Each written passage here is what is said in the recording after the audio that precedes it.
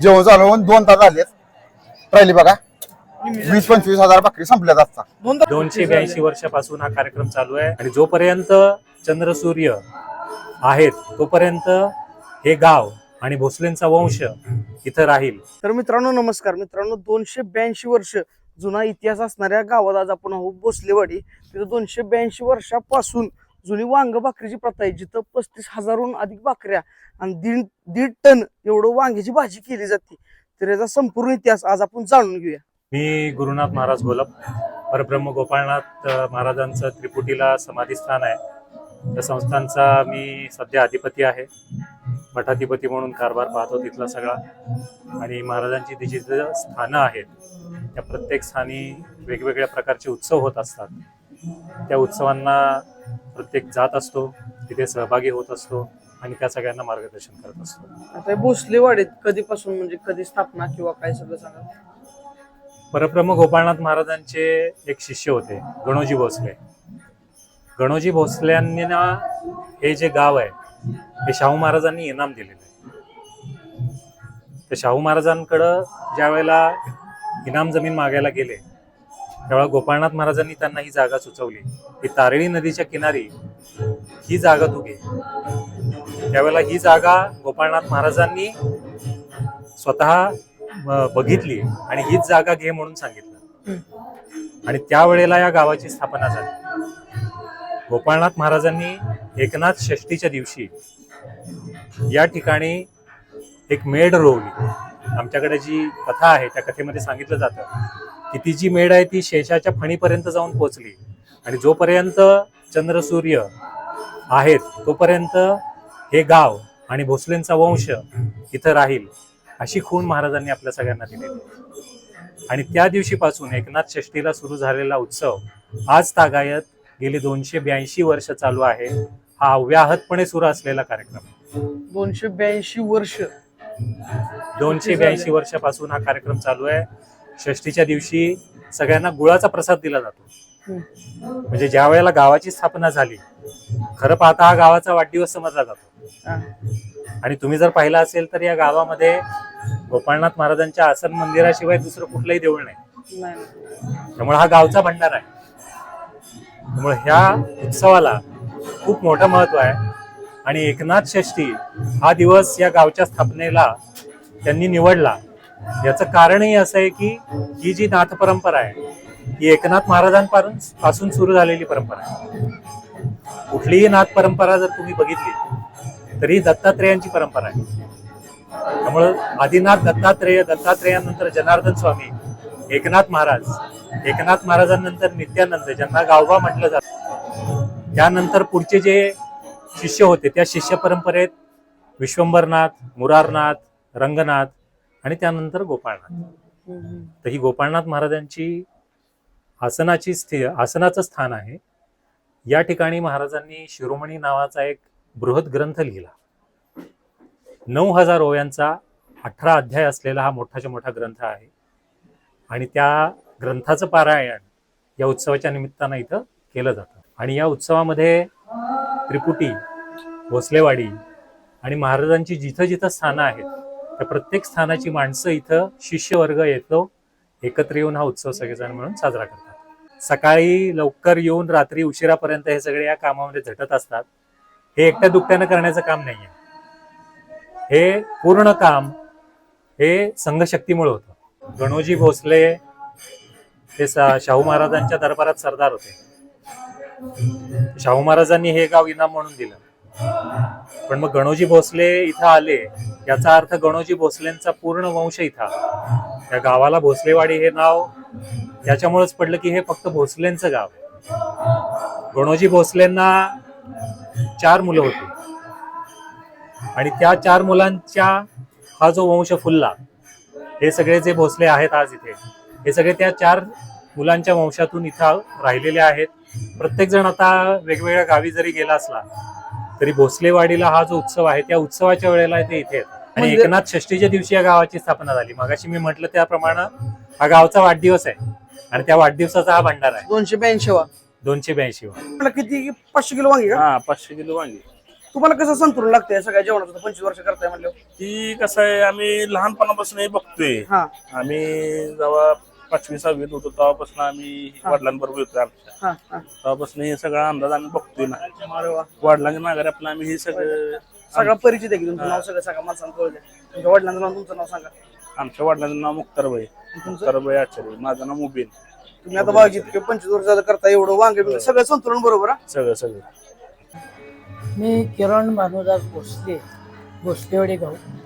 आणि ऐतिहासिक ओळख सांगायची म्हटलं तर मालोजी राजे आणि विठोजी राजे भोसले हे वेरूळचे मालोजी राजे आणि विठोजी भोसले हे सख्खे भाऊ.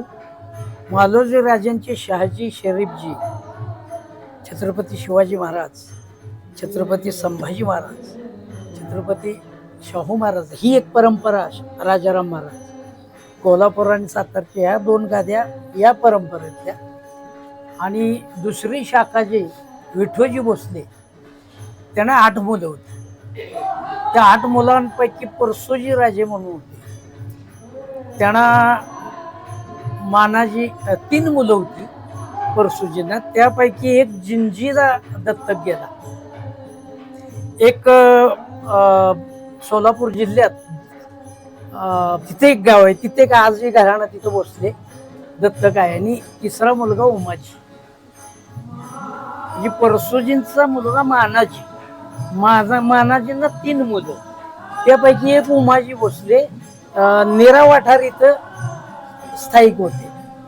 आणि ते उमाजी भोसले एका लढाईमध्ये दारातीर्थी पडले. त्यांना गणोजी नावाचा मुलगा होता, तर ते वडील गेल्यामुळे ते पोरके झाले असं आपण म्हणतो. आणि नाथांची ज्यावेळी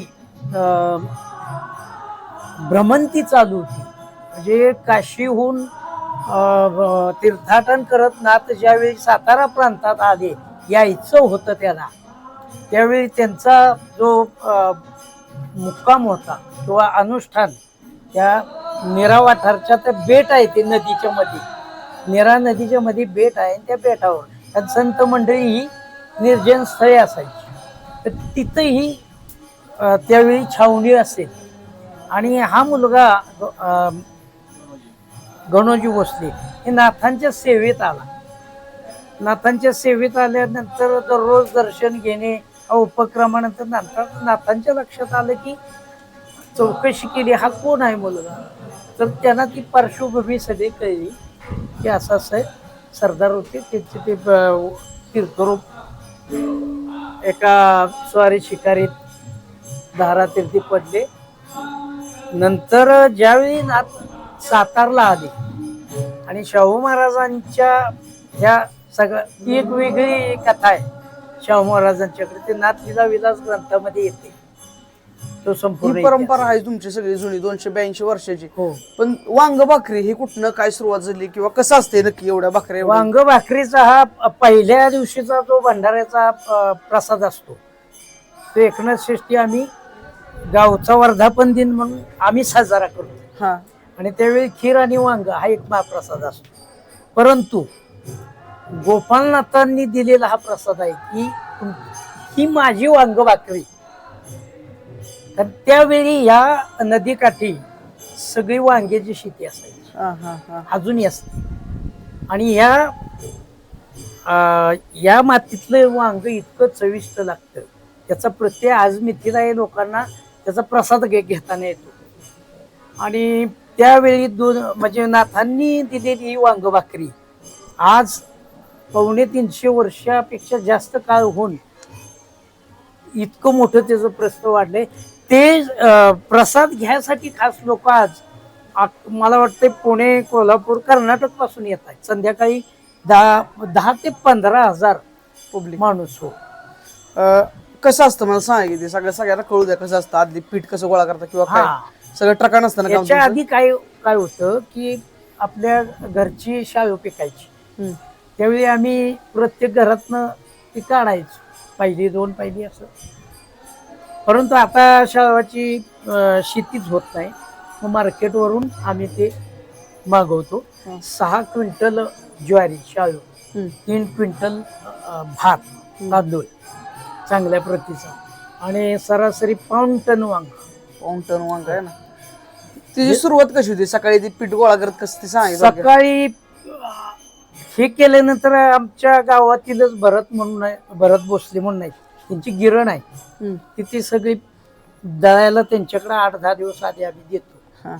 आणि आज सकाळी आजच्या दिवशी एक ट्रेलर भरून ते सगळं प्रत्येक घरामध्ये एक 300-400 भाकरी येतील, अशी 200 घर आहेत. किती झाला बघ घ्या ना बकऱ्या. आज दिवसभर आमच्या सगळ्या महिला मंडळी कोण आहे का इकडं, नाही सगळी भाकरी करायला. तर किती हजार भाकरी असते आतापर्यंत? एक 12-1 हजार माणूस जेवायला लागले, 24,000. 24-25-30 कडे जातात भाकऱ्या. हो कळत अगदी नाही. सहज. 30-35 हजार भाकऱ्या. हो. आणि आता काय झालंय, पंचक्रोशीतली भाकरी यायला लागली प्रसाद म्हणून. तो एक जमेचा बाजू आहे. आणि याचा अनुभव आहे की एखाद्याला मुळव्यात झालं आणि त्यानं वांग खाल्लं की 3ऱ्या दिवशी सांगत येतो माझं घेत. म्हणजे हे महाराष्ट्रात आत्मा आहे ना. ही काय अंधश्रद्धा नाही, माझ्यापाशी लोक बोलून जातात ते. संध्याकाळी पण ती त्या ट्रॉली मधनं ट्रॉली मधून पुन्हा ती आमचं मंडळच आहे ते. पीठ वाटप पथक ज्याच्या त्याच्या प्रत्येकाच्यावर जबाबदारी सगळ्यांच्यावर जबाबदारी दिलेली आहे. प्रत्येक जण आपापलं काम करतो. बाकी ट्रॉली किती ट्रॉली अशा भरतात भाकरी नेसतोपर्यंत तिथं? हे ट्रॉली फुल. किरण दादा, हा तुम्ही आता ते सांग. 1 वर्ष म्हणजे मी आता 10-12 वर्ष तर मी महाराजांचा भाऊ. मी गेली 10-12 वर्ष येतोय. पहिल्या वर्षी मला हे सगळं काय हे सगळं चाललेलं आहे काही लक्षात येत नव्हतं. आपण बघूयात आणि सहज असं बाहेर पडलो. तिथं मुलांनी सांगितलं आम्ही भाकऱ्या गोळा करायला चालू, येत आहे का आमच्याबरोबर? मी गेलो. जवळजवळ 2 तास आम्ही सगळ्या घरांमध्ये म्हणजे आधी जाऊन सांगायचं की अरे ट्रॅक्टर येतोय, भाकरी तयार ठेवा. आधी सांगायचं, मग ते शेवटच्या घरापासून असं सगळं गोळा करत करत जे आलो, बरोबर त्यावेळेला तिथं चौकामध्ये पालखी 2 मिनिटं थांबते. बरोबर त्यावेळेला हा ट्रॅक्टर इकडं पुढं पास ऑन येतो. तेवढ्या ह्याच्यामधनंच पालखीचाही कुठं अडथळा येत नाही ट्रॅक्टरला. आणि पालखीवाल्यांनाही ट्रॅक्टरमध्ये आलाय कसं आता जायचं, कारण रस्ता तसा बारीक आहे. एवढं असून सुद्धा दोघांनाही कशाचाही एकमेकांना त्रास होत नाही. इतकं परफेक्ट क्रॉसिंग असतं तिथं. आणि मी स्वतः बनवलंय, बघितलंय ते. मला म्हणले नुसतं तुम्ही आमच्यावर ट्रॉलरमध्ये बसा, पण बसल्यावरती मग लक्षात आलं अरे हे सगळं याच्यात मजा येते. मी पण भाकऱ्या गोळा करत होतो. 2 जण तिथं भाकऱ्या असे व्यवस्थित काय म्हणायचं भाकऱ्यांचं असं थप्पी लावत होते. आणि जेव्हा इथं शेवटी आलो तेव्हा त्याचं ते जे गरम भाकरीचं जे जाणवलं तेव्हा खरी त्याच्यातली मजा कळली. म्हणजे हा प्रसादाचं काय हे आहे. म्हणजे तुम्ही वांग भाकरी बाहेर किती पण खावा पण इथली वेगळीच आहे. इथली वेगळीच. भक्तांचं तसं म्हणणं आहे. बाहेरचे जे जितके लोक येतात का नाही वांग भाकरी केली त्यांची हीच भावना आहे. इथली वांग भाकरी वांग भाकरी म्हणजे एक ब्रँड झाला. ब्रँड परिसरात सगळा म्हणजे पूर्ण इतर यात्रांपेक्षा वेगळं आहे. वेगळा आहे. आणि आमच्या यात्रेला 3 दिवस म्हणजे छबिना असं काही असलं काही नसतं. म्हणजे फक्त प्युअर व्हेज. आणि कुठल्याही घराचा संध्याकाळचा अन्न शिजवलं जात नाही. सगळे इथं असतात. प्रसाद घ्यायला सगळे इथं असतात. काल खीर वांग होतं ती पण पहिल्यापासून का? हो पहिल्यापासून. त्यावेळी सगळ्यात आतापर्यंत लांब कुठला भाऊ आलाय तुम्ही असं बैल असं? माझ्या माहितीप्रमाणे आता मी भजन क्षेत्रात असल्यामुळे कर्नाटकवरून येतात लोक. आज ना? हो. इंडी पासून आले. आज एक तर मला सकाळी मी पावसवरून फोन आला होता मी येतोय. येतात लोक कर्नाटक अगदी पुणे संभाजीनगर नाथांचे जे बी जिथे आता बाबुळगावला मठ आहे पहिला नाथांचा छत्रपती संभाजीनगर बाबुळगाव इथे होय अमरावती पासून अमरावतीपर्यंत आहे. हो म्हणजे अमरावती पासून कारण अखंड तिथं भारतभर नाथांचे आहे मठ आहे. त्यामुळं किती लांबून आले सांगताच येत. वांग दाखवा आधी. तर मित्रांनो बघू शकता ही ती बसलेवाडीतलं वांग आहे जे आता करतील आचारी. एवढं जास्त वांग बिंग कोण करणारी आचारी तुम्हाला दाखवतो. होय का? किती टन असतात वांगे अंदाजे? जेवण म्हणून सगळं किती होतं? जेवण सगळे आता 500 किलो वांगे येते. हा 50 पहिल्याचा भात आहे. टप दाखव सगळे टोप. हा. 50 50 पहिल्याचा भात आहे. बरोबर. 250 किलो भात का? 250 किलोचा भात. दरवर्षी तुम्हीच करता, काय सांगाल याच्याबद्दल? हा. वडिलांपासून आम्ही अरे वा अरे वा. परंपरा आहे ना, म्हणजे जेवणाच तुम्ही दरवर्षी. परंपरा आहे आमची. हा हा. वांग भाकरीच आहे ना, म्हणजे 25 वर्ष तुम्ही पण कंटिन्यू येता या कार्यक्रमाला, हे सगळे जेवण करतात. आमचं वडील याच आम्ही लहान आम्ही येतो हा हा. तेव्हापासून. परत वडिलांच्या पाठीमागे माघारी आपलं आम्ही सगळं चालवलंय आपलं. तुम्ही का? हो आपलं आम्ही करतोय आपलं. अक्षय शेठ, हा काय सांगा वांग भाकरीबद्दल तुमच्या? अशी वांग भाकरी अख्ख्या महाराष्ट्रात कुठं तुम्हाला मिळणार नाही. अशी नाही आहे की नाही? हा ही चवच निराळी. परब्रह्म गोपाळ महाराज की जय.